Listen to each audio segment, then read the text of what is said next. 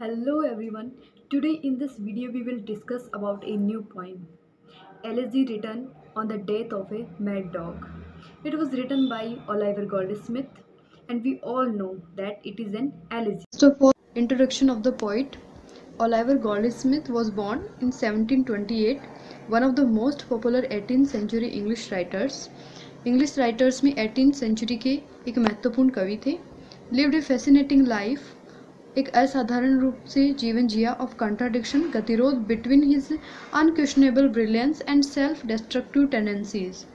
ये जो गतिरोध था ये अनक्वेश्चनेबल जिस पर प्रश्न चिन्ह नहीं लगाया जा सकता उनकी वो ब्रिलियंस और सेल्फ डिस्ट्रक्टिव आत्म डिस्ट्रक्टिव का मतलब है विनाशकारी टेंडेंसीज प्रवृत्ति आत्म विनाशकारी प्रवृत्तियों और उनकी अनक्वेश्चनेबल ब्रिलियंस के बीच में एक कॉन्ट्राडिक्शन एक गतिरोध पैदा करता है. His plays poems and essays have been very popular. उनके जो प्ले हैं पोइम्स हैं और ऐसे हैं बहुत ज़्यादा प्रसिद्ध थे. An elegy on the death of a mad dog. शुरुआत करते हैं. Good people all of every sort. O भले व्यक्तियों ऑफ एवरी सोर्ट प्रत्येक तरह के. तो यहाँ पे कवि जो है वो हम आम जनता को ये मैसेज दे रहे हैं कि O good people of every sort प्रत्येक प्रकार के ओ भले व्यक्ति. Give ear unto my song. Give ear unto my song का मतलब है कि अपना ध्यान लगाओ मेरे इस सॉन्ग की तरफ. And if you find it wondrous short.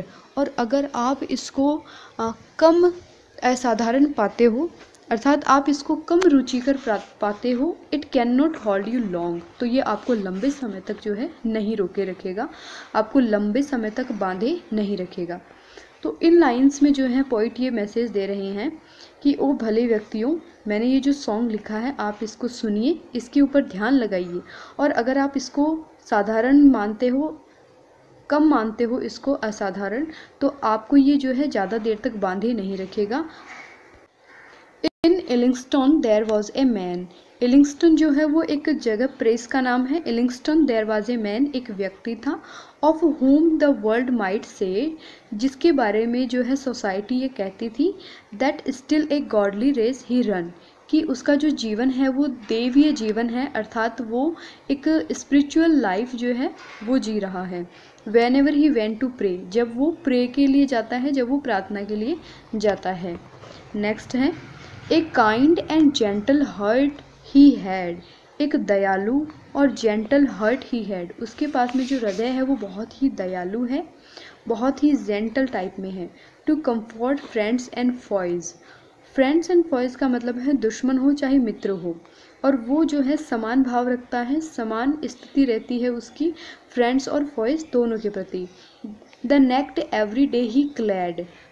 वो खुद को जब कपड़े पहनाता है तब वो ये समझता है कि वो किसी गरीब को कपड़े पहनाता है. When he put on his clothes जब वो कपड़े पहनता है.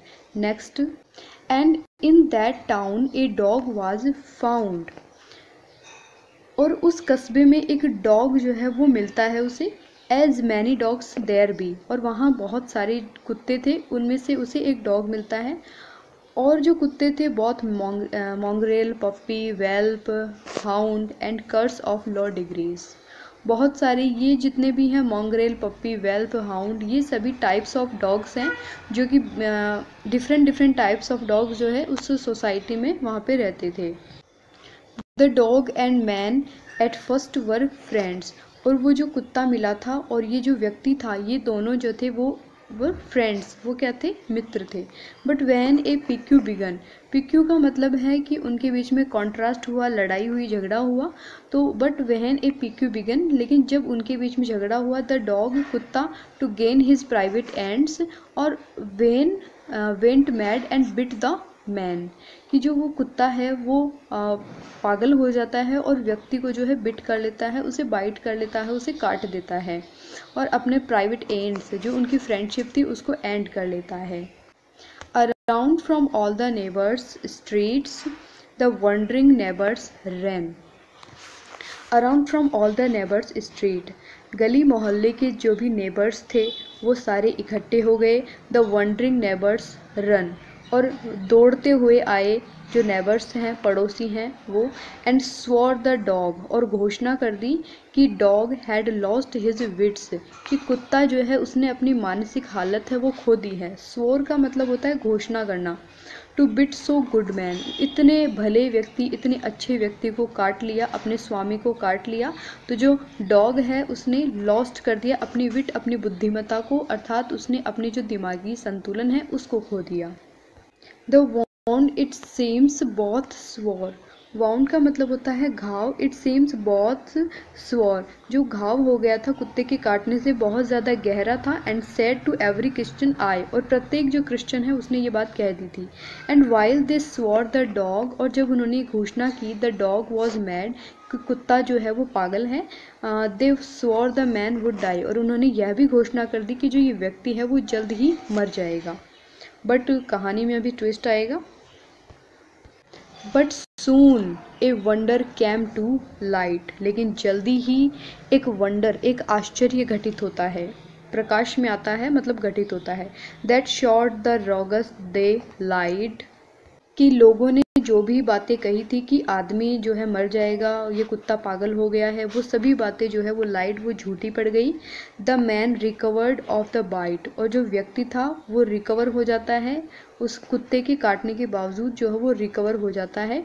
The dog it was that died, और मरता कौन है, डॉग जो है वो डाइड हो जाता है।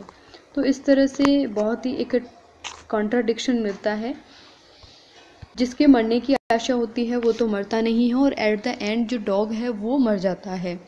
तो इस स्टोरी के माध्यम से हमें ये बताया गया है कि एक भला मानस, एक भला व्यक्ति जो सोसाइटी के सामने खुद को भला पेश कर रहा है, उसके अंदर इतनी कड़वाहट, इतनी बिटरनेस भरी हुई है कि उसका दिखाने का जो व्यवहार है वो कुछ और होता है, बट इनर साइड जो सिचुएशन होती है वो कुछ अलग होती है, और ये जो डॉग है वो अपनी जान से हाथ गंवा बैठता है। So I hope so that poem आपको समझ में आई होगी। मिलते हैं नेक्स्ट पोइम के साथ में, तब तक के लिए जय हिंद, जय भारत।